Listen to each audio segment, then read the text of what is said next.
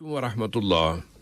آج کا پہلا نشریہ سیف الرحمان کی زبانی اور پہلے اہم خبروں کا خلاصہ۔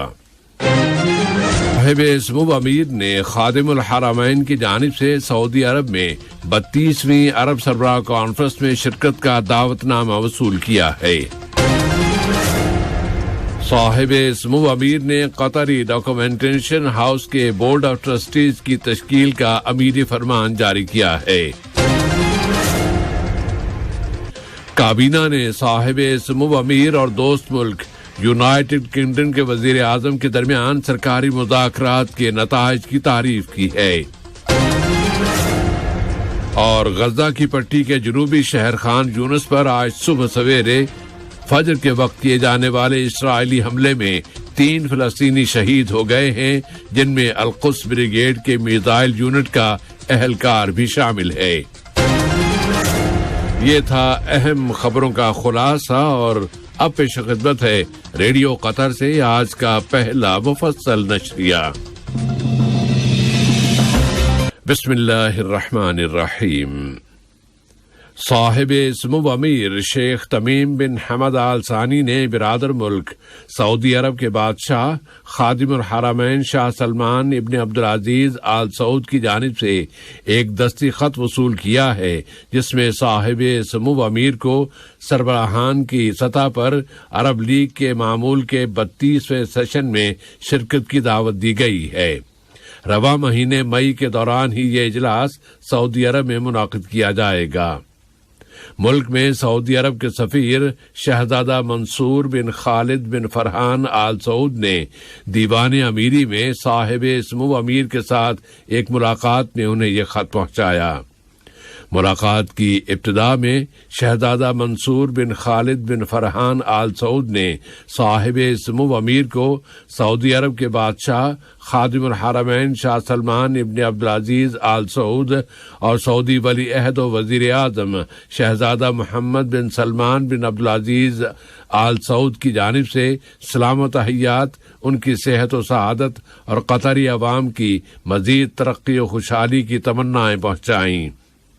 صاحب سمو امیر نے بھی خادم الحرمین شاہ سلمان ابن عبدالعزیز آل سعود اور شہزادہ محمد بن سلمان بن عبدالعزیز آل سعود کے لیے سلام و تحیات، ان کی صحت و عافیت اور برادر سعودی عوام کی مزید سربلندی و ترقی کی تمنا کا پیغام سعودی سفیر کے سپرد کیا۔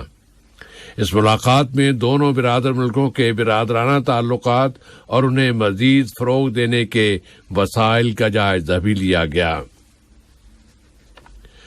صاحب سمو امیر شیخ تمیم بن حمد آل ثانی سے اسلامی جمہوریہ پاکستان کی فوج کے کمانڈر جنرل سید عاصم منیر اور ان کے ہمراہ ملک کے دورے پر آنے والے وفد نے دیوان امیری میں ملاقات کی ہے۔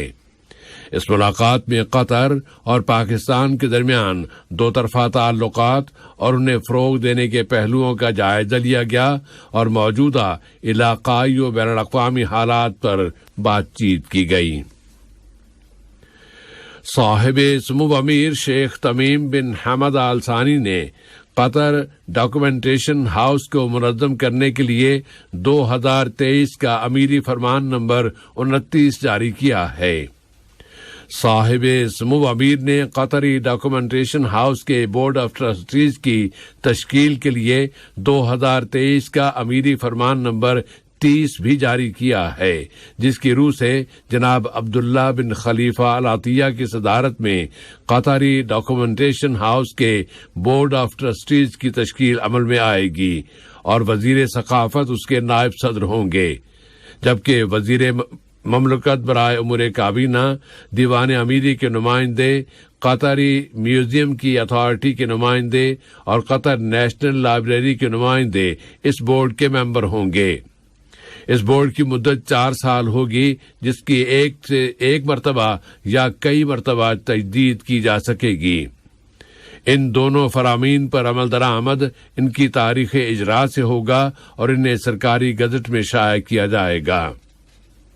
صاحب سمو امیر نے ڈاکومنٹس اور آرکائیو کے بارے میں 2023 کا قانون نمبر 7 بھی جاری کیا ہے، جس پر عمل درآمد اس کے سرکاری گزٹ میں شائع ہونے کے 6 ماہ بعد سے ہوگا، اور قطری ڈاکومنٹیشن ہاؤس دوسرے متعلقہ اداروں کی کوآرڈینیشن سے اس قانون پر عمل درآمد کا ذمہ دار ہوگا۔ صاحب سمو امیر نے صفائی سے متعلق سن 2017 کے قانون نمبر 18 کی کچھ شقوں میں ترمیم پر مشتمل 2023 کا قانون نمبر 6 بھی جاری کیا ہے، جس پر عمل درآمد کے ساتھ ہی اسے سرکاری گزٹ میں بھی شائع کیا جائے گا۔ صاحبت السمو شیخہ موزہ بنت ناصر نے قطر فاؤنڈیشن برائے تربیت، سائنس اور سماجی ترقی سے فارغ التحصیل ہونے والوں کے 2023 کے بیچ کی اعزازی تقریب میں شرکت کی ہے۔ یہ تقریب قطر کنونشن سینٹر میں منعقد کی گئی۔ قطر فاؤنڈیشن برائے تربیت، سائنس اور سماجی ترقی کے بورڈ آف ڈائریکٹرز کی ڈپٹی چیئرپرسن اور CEO شیخہ ہند بنت حمد آل ثانی، متعدد شیوخ، وزراء، سفارتی مشنوں کے سربراہان، اعلیٰ افسران، کالجوں کے پریزیڈنٹس اور ڈینز، یونیورسٹیوں کے انتظامی اور تدریسی عملے کے اراکین اور فارغ التحصیل ہونے والوں کے سرپرست بھی اس تقریب میں شریک ہوئے۔ ایجوکیشن سٹی کی مختلف یونیورسٹیوں سے اس سال 874 طلبہ فارغ التحصیل ہوئے ہیں۔ وزیر اعظم و وزیر خارجہ شیخ محمد بن عبد الرحمن بن جاسم آل ثانی نے دیوان امیری میں کابینہ کے 7 روزہ اجلاس کی صدارت کی ہے۔ کابینہ نے صاحب سمو امیر شیخ تمیم بن حمد آل ثانی اور دوست ملک یونائیٹڈ کنگڈم کے وزیر اعظم جناب رشی سنک کے درمیان گزشتہ جمعے کے روز ہونے والے سرکاری مذاکرات کے نتائج کی تعریف کی ہے۔ صاحب سمو امیر نے برطانوی دارالحکومت لندن کے اپنے اس دورے میں برطانیہ اور شمالی آئرلینڈ کی یونائیٹڈ کنگڈم کے بادشاہ شاہ چارلز سوم کے جشن تاج پوشی میں بھی شرکت کی تھی۔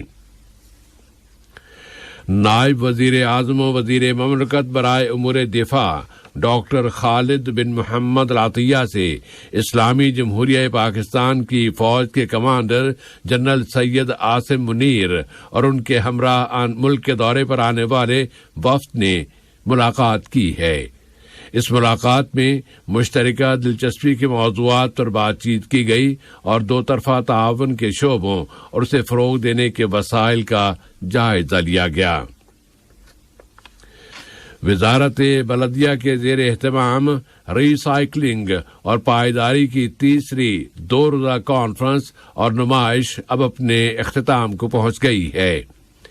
اس نمائش کانفرنس کا عنوان تھا کہ ایک پائیدار مستقبل کے لیے ہم مل کر فرق تخلیق کریں گے۔ اس کانفرنس میں کوڑے کرکٹ کو ٹھکانے لگانے کے مثالی طریقوں، اس کی ری سائیکلنگ اور پائیداری کو مستحکم کرنے کے موضوعات پر بحث کی گئی کہ قطر میں اب پائیداری ایک ایسا آپشن ہے جس سے پیچھے ہٹنے کی کوئی بھی گنجائش نہیں ہے۔ وزیر مملکت برائے امور خارجہ جناب سلطان بن سعد المریخی سے وفاقی جمہوریہ صومالیہ کے وزیر مملکت برائے امور خارجہ و بین الاقوامی تعاون جناب علی محمد عمر نے ملاقات کی ہے۔ اس ملاقات میں دونوں ملکوں کے درمیان 2 طرفہ تعلقات و تعاون کا جائزہ لیا گیا۔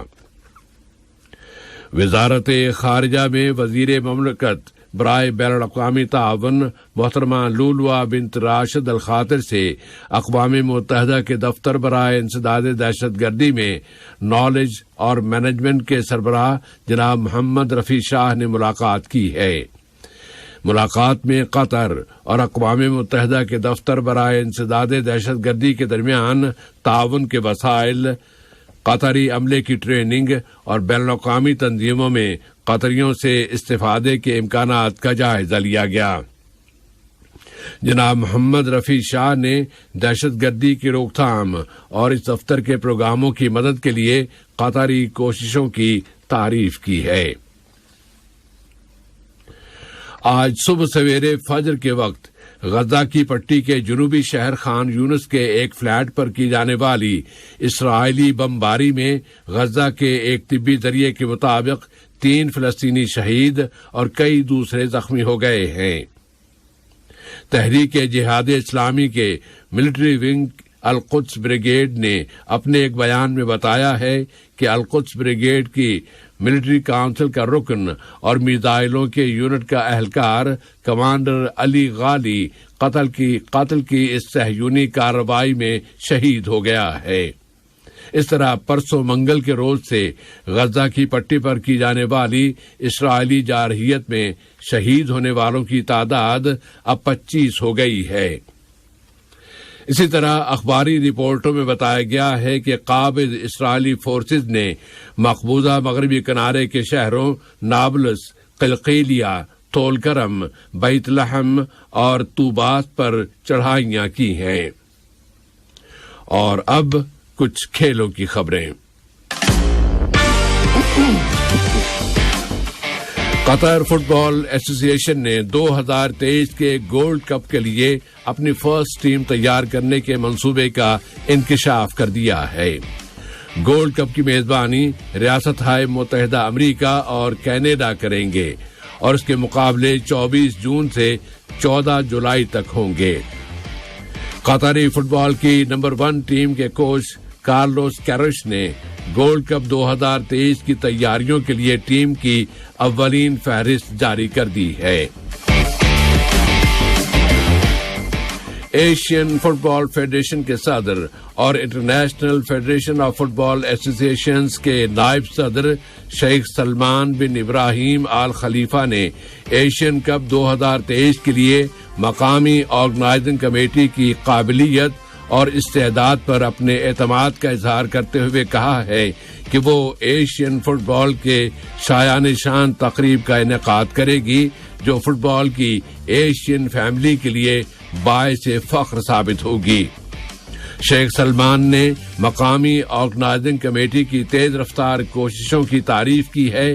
وہ ایشیا کپ قطر 2023 کی حتمی قراردادی سے قبل ایک بیان دے رہے تھے۔ یہ قراردادی آج جمعرات کے روز قطر کلچرل ولیج قطارہ کے اوپرا ہاؤس میں کی جائے گی۔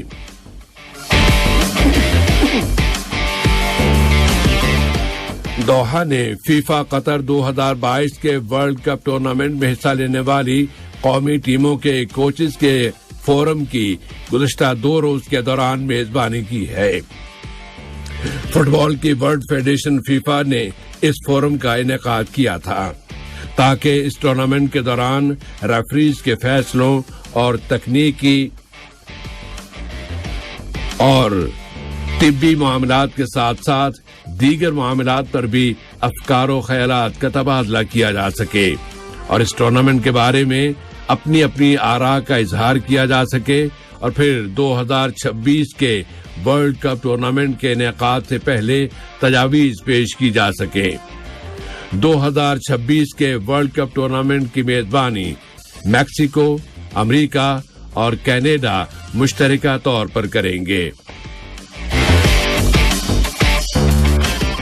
منصوبوں اور ورثے کی سپریم کمیٹی میں میڈیا ٹیم کے ڈائریکٹر جیمز وارلی نے کہا ہے کہ فیفا قطر ورلڈ کپ 2022 نے کھیلوں کے مقابلوں کی تاریخ میں ایک ایسا عظیم ورثہ چھوڑا ہے جس کی ماضی میں کوئی مثال نہیں ملتی اور دنیا بھر کی قومیں اگلی کئی دہائیوں تک ورلڈ کپ کے اس ایڈیشن کی تعریفیں کرتی نظر آئیں گی کیونکہ اس ٹورنامنٹ نے پوری دنیا کی سوسائٹیوں پر مثبت اثرات مرتب کیے ہیں۔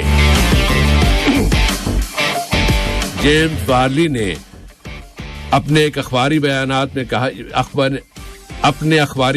میں کہا ہے کہ قطر موندیال 2022 نے فٹ بال کی تاریخ میں اپنا نام سنہری حرفوں میں کندہ کرا لیا ہے۔ قطری پولیس کی والی بال ٹیم والی بال کے ایشیائی کلبوں کے ٹورنامنٹ میں اپنے میچز کا آغاز رواں مہینے مئی کی 14 تاریخ کو قازقستان کی اتیراؤ کے ساتھ مقابلے سے کرے گی۔